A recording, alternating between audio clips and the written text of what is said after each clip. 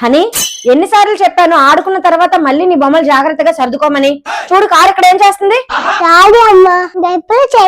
ఇంకొకసారి ఇలాగే బొమ్మలు ఎక్కడ పడితే అక్కడ వదిలేసావనుకో తీసుకెళ్లి డస్ట్బిన్ లో పడేస్తాను, అర్థమైందా? వస్తువుల మీద జాగ్రత్త లేదు, ఎక్కడ పడితే అక్కడ పెట్టేస్తున్నాడు. A few moments later. అమ్మా ఎత్తుకుంటున్నా?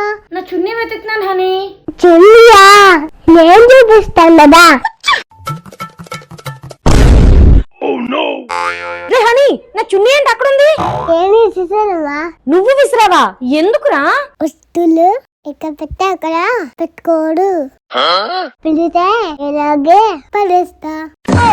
ఈసారి మీ చున్నీ జాగ్రత్త పెట్టుకో, అర్థమైందా?